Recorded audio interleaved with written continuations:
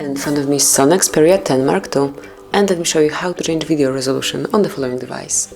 So first of all, you have to open the camera app, then find and select, just go to video mode, find and select the settings, and here you will notice video size. So just click on it, and here you can change the video size. So if you would like to apply 4K resolution, just mark it here, tap on OK, and now you can smoothly record in 4K. Then if you'd like to change it again, just go to video size again, and you can change it one more time.